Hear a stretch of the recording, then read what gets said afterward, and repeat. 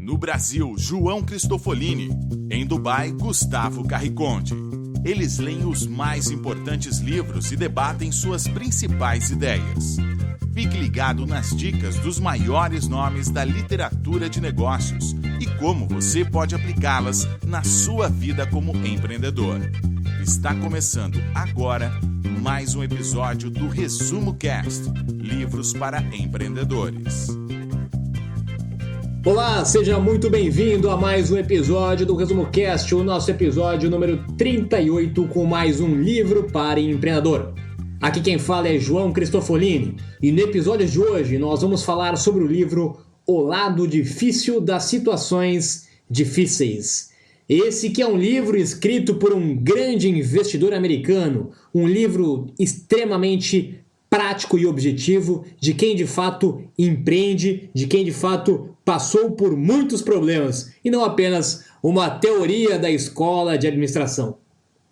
Em Um Lado Difícil das Situações Difíceis, o autor Ben Horowitz, um dos empreendedores mais respeitados e experientes do Vale do Silício, conta a história de como ele mesmo fundou, dirigiu, vendeu, comprou, geriu e investiu em empresas de tecnologia, oferecendo conselhos essenciais e normas de sabedoria prática para ajudar os empreendedores a resolver os problemas mais difíceis, aqueles de que as faculdades de administração não tratam. Seu blog alcançou um público dedicado de milhões de leitores, que passaram a confiar no autor para ajudá-los a gerir suas próprias empresas. O autor, grande fã de rap, ilustra as lições empresariais com letras de suas músicas favoritas e fala a verdade nua e crua sobre os assuntos mais espinhosos, desde como demitir um amigo até saber o melhor momento para vender a empresa. Você já deve ter percebido que é desse tipo de livro que eu gosto. Prático, objetivo, direto, sem enrolação e de quem de fato fez, colocou a mão na massa, na prática, aprendeu e errou. Então, se prepare porque o episódio de hoje vai ser bastante forte com o lado difícil das situações difíceis. Lembrando que se você quiser ouvir livros e resumos em audiobooks, acesse resumocast.com.br/audiobook e tenha acesso a 30 dias gratuitos à plataforma da Audiobook, com livros e revistas em áudio para você.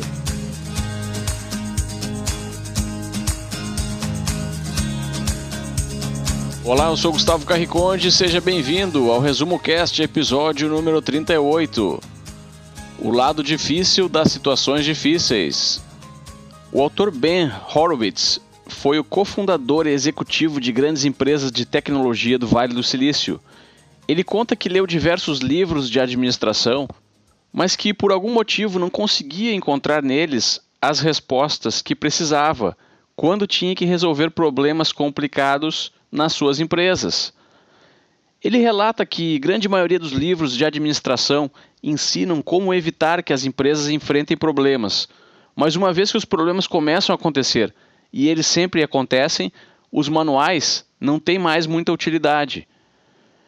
Se você construir uma empresa com um grande sonho, uma grande meta, e quando menos esperar não conseguir cumprir a sua meta e tiver que rever o seu sonho, todo o esforço e o trabalho investidos e talvez uma estrutura de milhares de funcionários vai olhar para o líder, para o CEO e exigir uma solução. O autor define esse cenário como sendo uma coisa difícil.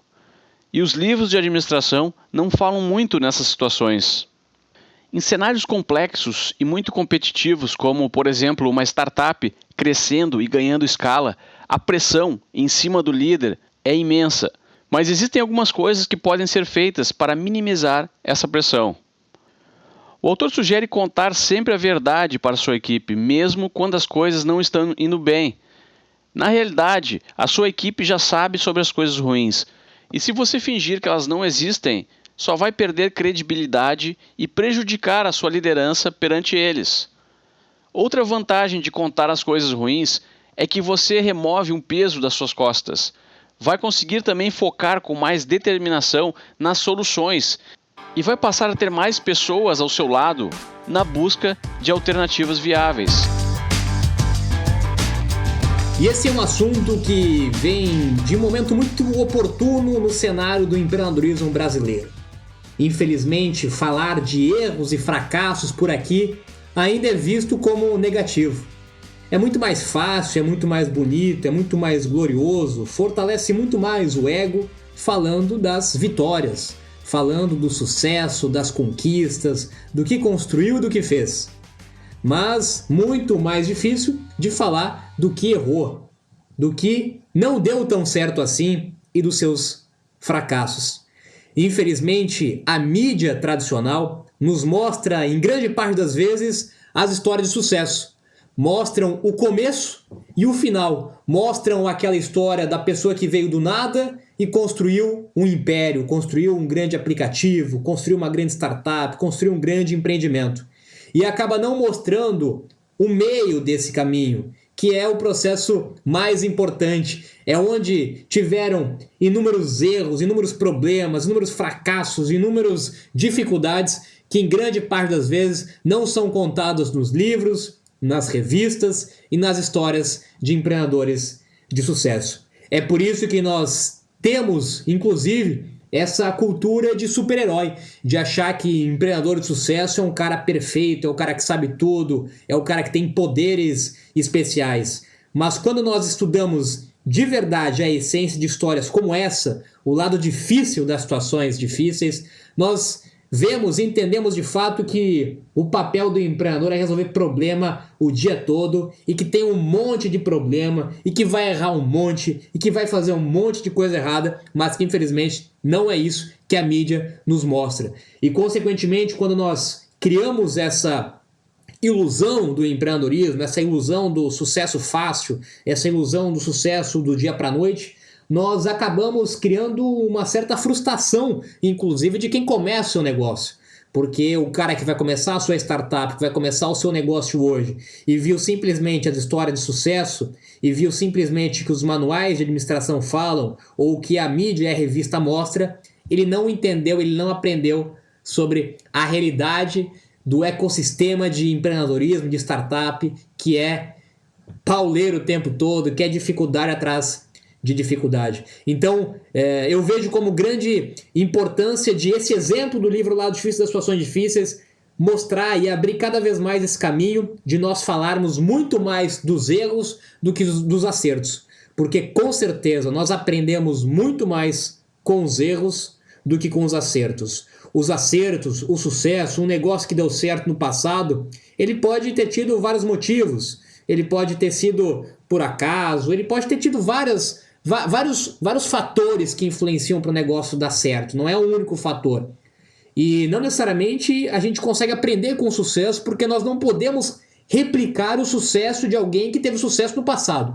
Agora, quando nós aprendemos sobre os erros desses empreendedores, aí sim, nós conseguimos, com certeza, ao menos evitar ou ficar muito mais atento a esse tipo de erro. E é isso que a gente vai ver ainda mais a fundo no episódio de hoje, nesse livro aí fantástico do Lado Difícil das Situações Difíceis. Contratar pessoas é uma arte muito complexa, mas é aperfeiçoando essa arte que você irá construir um grande negócio. Procure entender em que estágio se encontra o seu negócio. Se é uma startup recém-criada, uma startup em fase de expansão, um negócio tradicional já estabelecido ou uma grande corporação. Todos eles possuem características diferentes e, às vezes, um funcionário que tem um belo currículo e desempenhou muito bem em uma determinada organização pode não conseguir se adaptar a outra organização do mesmo setor, mas em tamanho e fases diferentes. O autor cita o exemplo de executivos que estavam acostumados a trabalhar em grandes empresas, onde precisavam revisar e aprovar diversos projetos diariamente. E quando ingressaram em empresas menores, mesmo que tenham sido contratados para um cargo similar, ou muitas vezes do mesmo nome, viram que as suas tarefas estavam completamente modificadas, porque agora eles têm que criar os projetos, e não mais apenas aprovar ou supervisioná-los.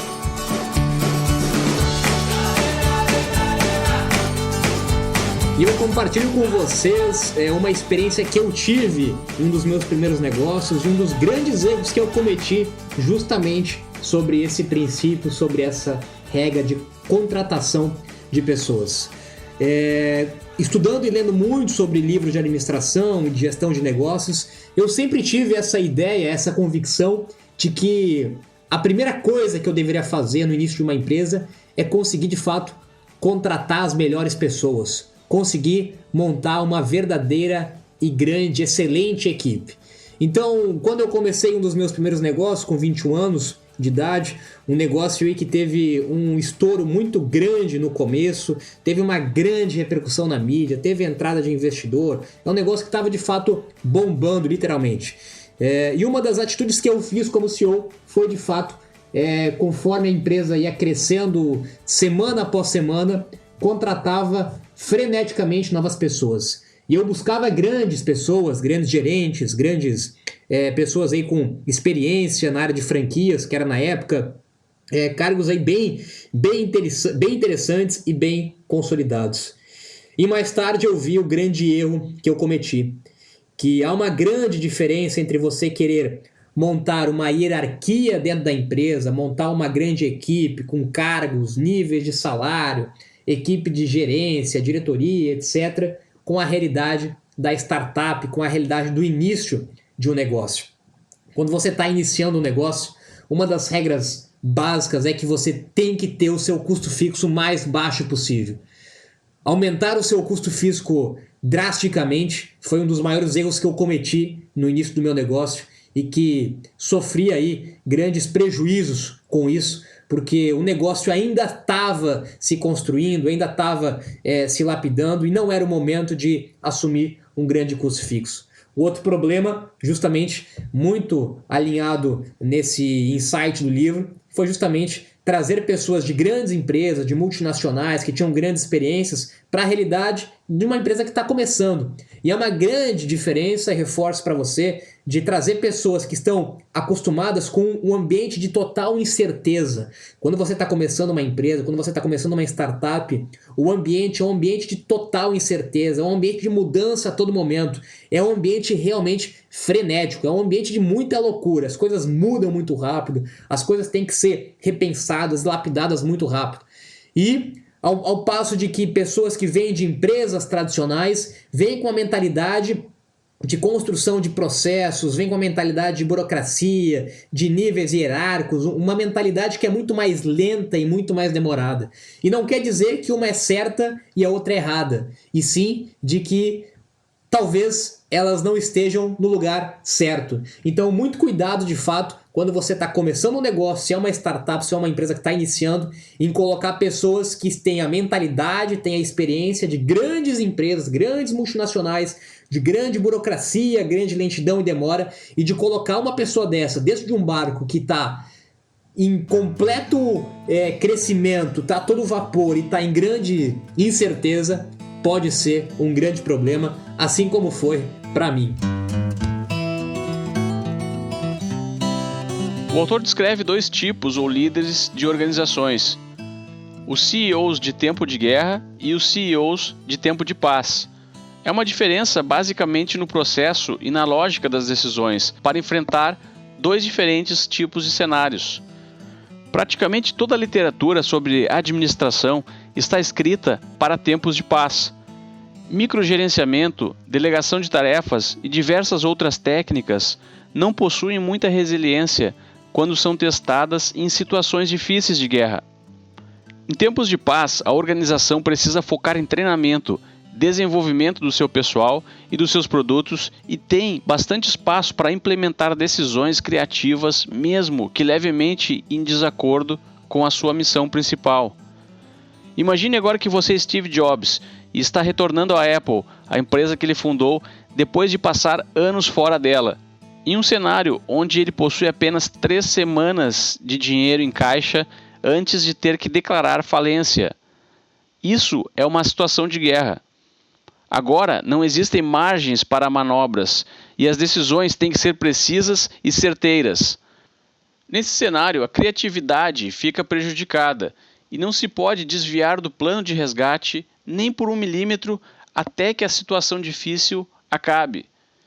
São nesses momentos que táticas de guerra precisam ser seguidas, e para isso, o líder precisa ser um CEO de guerra, ou sair do cargo e contratar alguém que consiga executar o que precisa ser feito. Outros dois tipos de CEO que o autor descreve no livro são aquele que foca no planejamento e aquele que foca na prática e na execução. O primeiro tipo, que foca no planejamento, prefere passar a maior parte do seu tempo pensando na estratégia de longo prazo da empresa. Possui uma visão macro e se cerca de dados e pesquisas para determinar o rumo a seguir. Muito frequente, esse tipo de CEO é aquele que fundou a empresa. No entanto, focar apenas na visão pode acabar criando uma estrutura caótica. Para isso, é necessário algumas habilidades do segundo tipo de CEO, que são aqueles líderes que preferem a execução. Eles são focados em fazer a estrutura já existente funcionar na prática, no curto prazo. Não gostam de modificar drasticamente os planos que já estão determinados. Na realidade, um líder ideal é aquele que consegue equilibrar adequadamente esses dois estilos, que na verdade resumem o trabalho de qualquer CEO ou empreendedor que possui um sonho grande e metas ambiciosas. Se você deseja empreender, saiba que planejar e executar com maestria são duas habilidades que farão parte do seu dia a dia.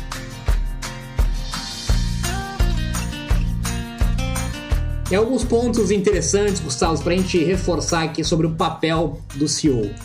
Primeiro que é muito bonito e é muito comum nos dias de hoje nós vermos aí pessoas usando na sua assinatura de e-mail, na sua descrição aí do LinkedIn ou qualquer outro tipo de cartão de visita, dizendo que você é o CEO da empresa, você é o CEO da startup, você é o CEO da corporação. Acontece que ser o CEO não é nem um pouco glorioso, não é nem um pouco fácil, não é nem uma atividade de certa forma prazerosa. É realmente uma grande responsabilidade, é realmente uma grande dificuldade. E muitas vezes o que a gente acaba vendo cada vez mais frequente no universo de empreendedorismo e startup, que muitas vezes o fundador da empresa, aquele cara que começou a empresa, não necessariamente é o perfil, é a pessoa que vai ser o CEO daquela empresa. Tem muitos cases, muitos exemplos de startups que foram construídas pela sua equipe de fundador e em um determinado momento o CEO da empresa, da startup, foi substituído por uma pessoa que tinha de fato as características para aguentar a pressão e para aguentar inclusive as habilidades que um CEO tem que ter. Como o Gustavo comentou, para mim isso também é cada vez mais claro, a necessidade de a mesma pessoa que é o CEO ter o equilíbrio entre o perfil e o papel de planejamento e o perfil e o papel prático de execução. O CEO tem que ser um cara que tem habilidade comercial, um cara que bota a mão na massa, um cara que vai lá e faz, mas cada vez mais nos dias de hoje, no mercado atual, da concorrência que nós temos no ecossistema, a gente precisa também de um CEO analítico, um cara que consegue ler números, um cara que consegue fazer previsões, projeções, planejamento, consegue ter métricas, analisar dados, informações para, junto com isso, conseguir inclusive ter melhor aplicação daquilo que ele vai colocar. E também, como eu comentei, nem sempre o fundador vai ser o CEO da startup. Pode ser que o seu objetivo, o seu perfil, não seja ser o CEO. Pode ser que o seu objetivo é um objetivo de fundador, de construção de negócio. A gente tem um exemplo muito claro que eu costumo dizer, e já falei outras vezes desse exemplo também, da Easy Taxi aqui no Brasil, que é uma grande startup, um grande case, onde o Thales Gomes fundou a empresa e depois de um período da empresa ele saiu do cargo de CEO, foi assumido por um outro CEO profissional e ele se dedicou a fundar e construir outras empresas, porque ele entendeu que não era o perfil dele, ele não queria ser o CEO. O CEO, na verdade, ele acaba tendo um papel de síndico, ele acaba tendo um papel de gerente, ele acaba tendo um papel de administrador e nem sempre o fundador é realmente a pessoa certa para isso.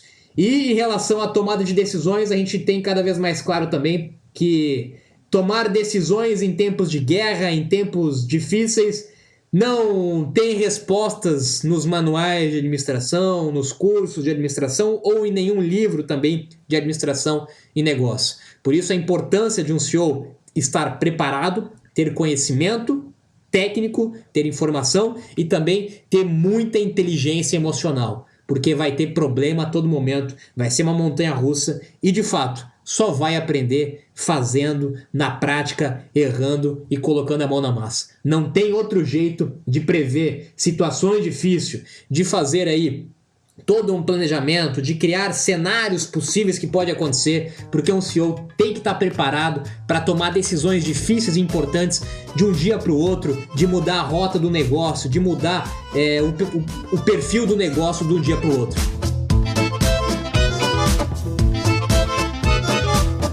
É dever do CEO tomar decisões.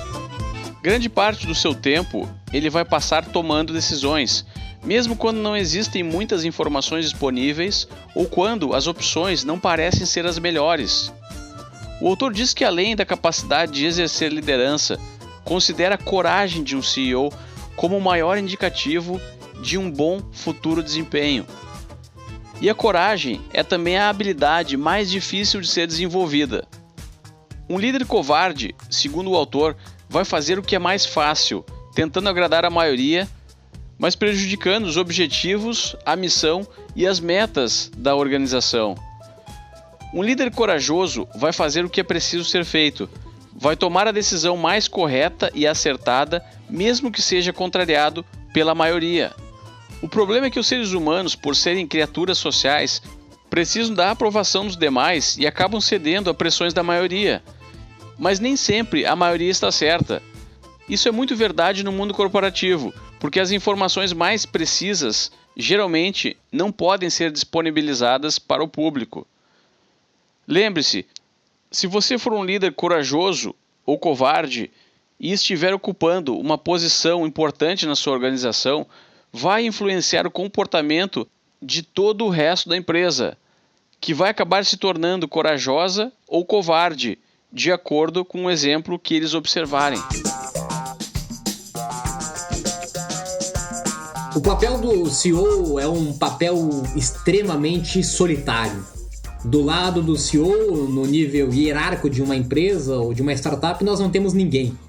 É por isso que o CEO tem esse perfil e essa função muitas vezes bastante sozinho, bastante isolada. Diferente de um cargo tradicional onde você tem aí alguém a se reportar, você tem um gerente, você tem pessoas do seu lado, muitas vezes algumas decisões estratégicas e importantes, o CEO acaba tendo esse papel um pouco solitário, um pouco sozinho, o que obriga ainda mais ele ter um perfil e uma atitude de fato de decisão e de fato uma atitude de fato para conseguir realmente resolver os problemas durante o dia.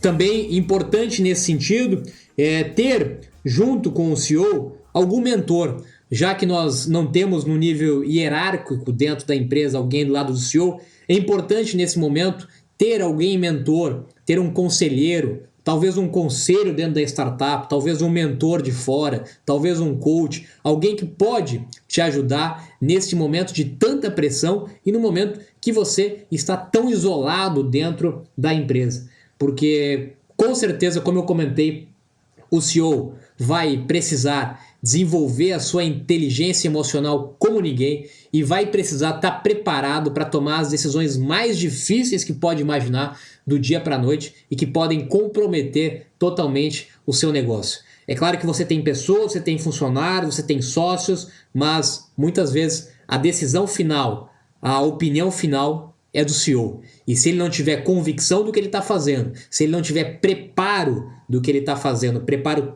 técnico, de conhecimento e emocional, dificilmente ele vai conseguir tomar uma decisão acertada ou muitas vezes tomar qualquer decisão, né? Porque tem muito CEO que fica em cima do muro e não toma decisão nenhuma e isso destrói o seu negócio.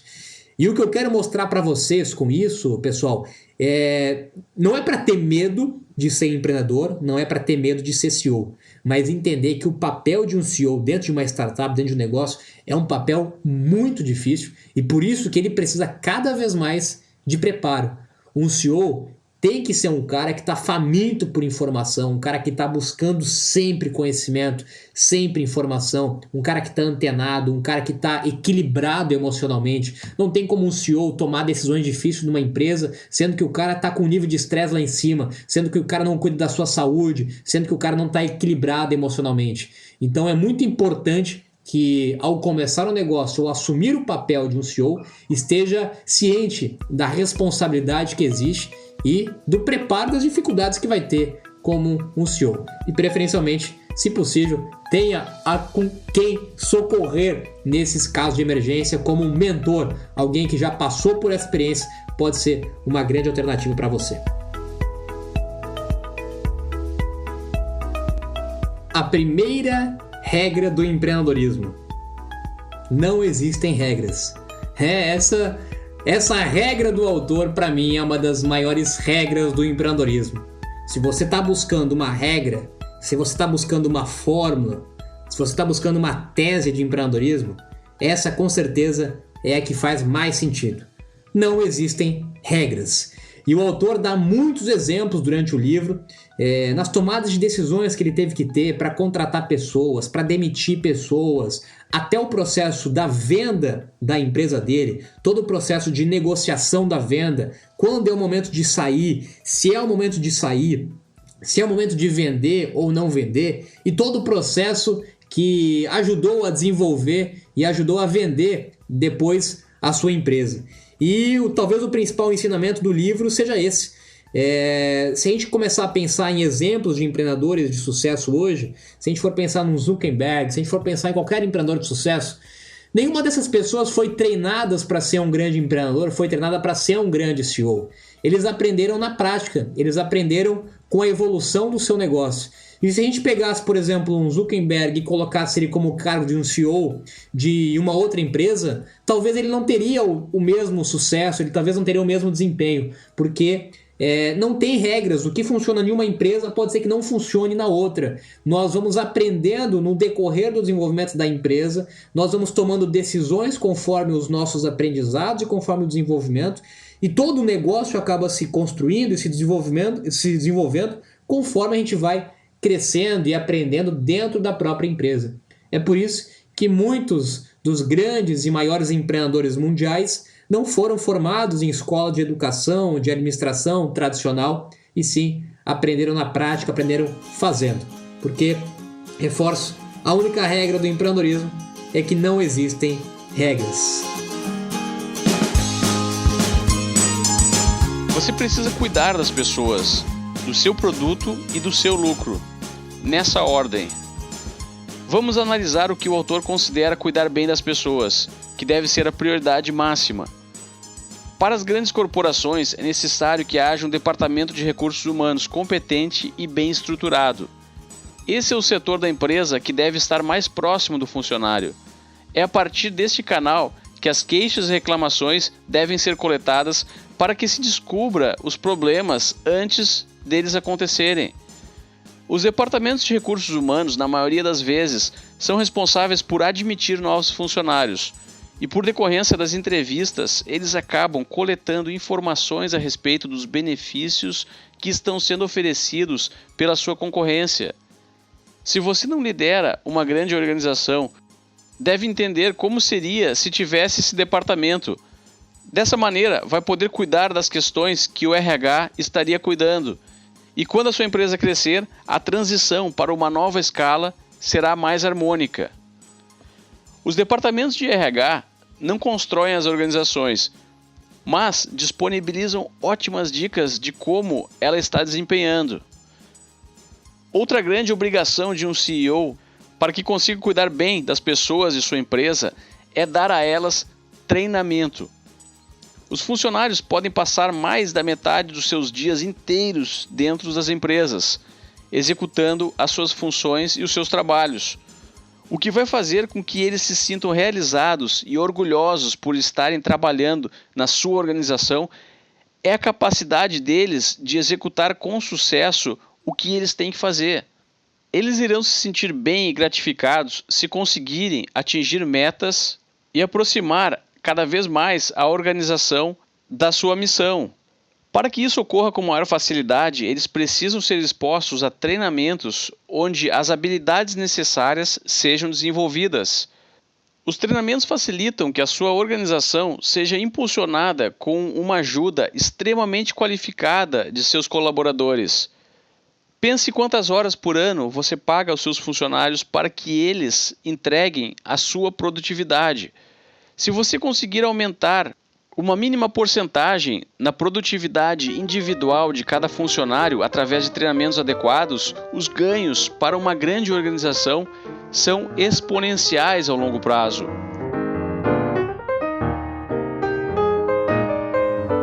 E se você tem interesse em ouvir outros episódios do Resumo Cast, acesse resumocast.com.br e ouça todos os livros que já foram debatidos aqui no Resumo Cast. Deixe também o seu comentário, a sua avaliação, o seu depoimento no site do Resumo Cast, ou no grupo do Facebook do Resumo Cast, ou em qualquer das plataformas que você está ouvindo o podcast do Resumo Cast. Lembrando que se você tiver interesse em ouvir mais livros e revistas de negócios, acesse resumocast.com.br/book e tem aí 30 dias gratuitos na parceria do Resumo Cast com o Book para você consumir ainda mais conteúdo em áudio para sua formação como empreendedor. Por hoje é isso e nos vemos então na próxima semana com mais um livro para empreendedor. Até lá!